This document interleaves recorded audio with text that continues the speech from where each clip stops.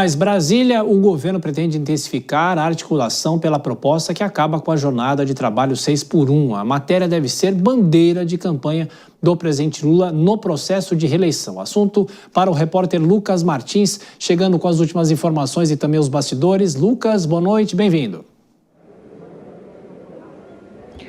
Oi, Tiago, muito boa noite para você, boa noite a todos que nos acompanham. Exatamente, olha só, depois que o debate da proposta, do projeto de emenda à Constituição da escala 6x1 voltou a ser debatido aqui no Congresso Nacional, especialmente no Senado Federal, na Comissão de Constituição e Justiça, o governo se manifestou em relação à aprovação, a defender aí a aprovação dessa proposta. Isso porque a ministra de Relações Institucionais, Gleisi Hoffmann, falou que o presidente Lula vai apoiar a aprovação dessa proposta aqui no Congresso Nacional, já prevendo aí como um lema da campanha do presidente Lula para 2026.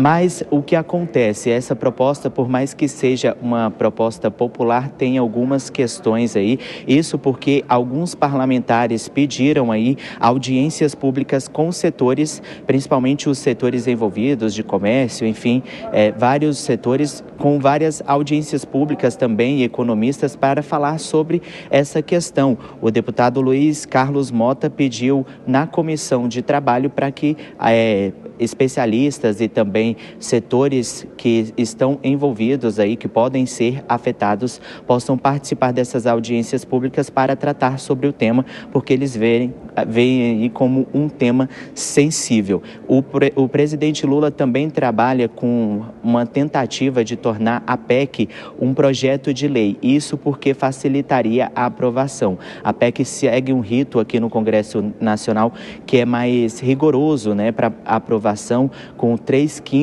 de aprovação dos parlamentares para que a proposta ande no Congresso Nacional. Já o PL tem uma tramitação mais rápida dentro das comissões e também no plenário da Casa. Então, ele tenta mudar aí de PEC para PL, tudo isso ainda está sendo tratado nos bastidores. E também tem repercussões dos setores em relação a essa proposta, que eles veem como um tema bastante sensível. A CNI falou que em alguns países, como a Europa, a escala 6x1 já funciona, mas eles têm um regimento de trabalho muito diferente, com questões tecnológicas, entre outros fatores. Já a CNI, que é a Confederação Nacional da Indústria, para deixar claro para a nossa audiência, já a Confederação Nacional do Comércio também se manifestou e diz que acompanha a discussão aqui no Congresso Nacional para um texto que seja de acordo em um acordo coletivo, então que seja bom tanto para o empregador como para o empregado.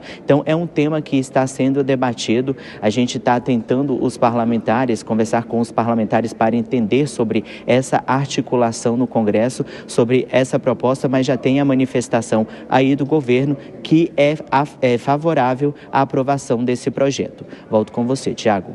Claro, o governo defende essa discussão e é saber se algum ponto desse debate ainda tem espaço para esse ano ou vai ficar para o ano eleitoral. Lucas Martins, até daqui a pouquinho. Vou chamar os nossos comentaristas, começo agora pelo Nelson Kobayashi. O nosso repórter o Lucas falou que há uma dúvida dos parlamentares se pode ser PEC ou simplesmente um projeto de lei. A Constituição, para ser alterada, para mudar esse tipo de jornada, precisa ser via PEC ou não necessariamente, Kobayashi? Tem um detalhe muito importante se isso for via PEC, Tiago, porque se isso for por uma emenda à Constituição, isso entra no rol dos direitos sociais da Constituição e isso se torna cláusula pétrea. Significa que, a partir do momento em que se proibir a escala 6x1, nunca mais isso pode voltar atrás. Não tem como fazer uma outra PEC para voltar a escala 6x1, que pode ser muito perigoso, porque não se sabe exatamente quais seriam os impactos econômicos disso, os impactos disso na economia, no setor produtivo, enfim. Talvez a conversão da PEC em projeto de lei possa dar pelo menos essa segurança de se fazer um período de testes, de se colocar na prática e, eventualmente, se isso não for do agrado do setor produtivo, da economia, enfim, da sociedade de modo geral, que isso possa ser revertido por lei posterior, que revoga a lei anterior, sem a necessidade disso se tornar uma cláusula pétrea. Bom, Dora, clima político para um debate ainda nesse ano. Tem, não tem, fica para o ano que vem ou só a bandeira de campanha do presidente Lula de 2026 para 2027? Na mosca, Tiago, é bandeira de campanha. Não precisa, não tem dinheiro para isso. É equiparado a essa proposta. Já viram que está circulando tarifa zero para todo mundo, no transporte público, o país todo. Ora, bolas, meu Deus, não tem dinheiro para ir na esquina, vai ter dinheiro para fazer tarifa zero para todo mundo e fazer o setor produtivo aceitar, por mais justa que possa ser, não é algo que seja factível, principalmente nesse cenário de dificuldade. A gente acabou de falar das dificuldades orçamentárias, né?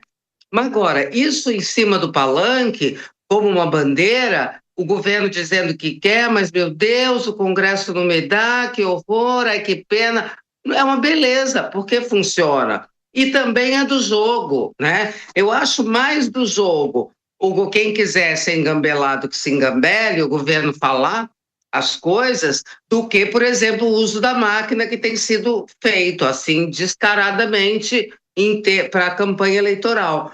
Porque é do jogo, o governo joga com as armas dele. E aí a gente volta no assunto anterior. Não pode querer de impedir a oposição de jogar com as armas dela. É assim que se faz neste regime de liberdades, de legalidade que se chama democracia.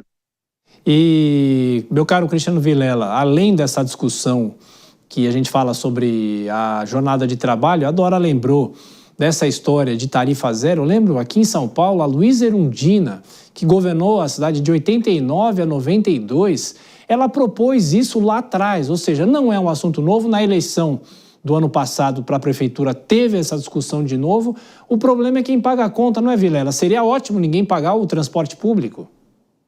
Exatamente, Thiago. Seria uma maravilha ninguém pagar o transporte de ônibus, ninguém pagar o transporte de avião, ninguém pagar nada. Seria excelente.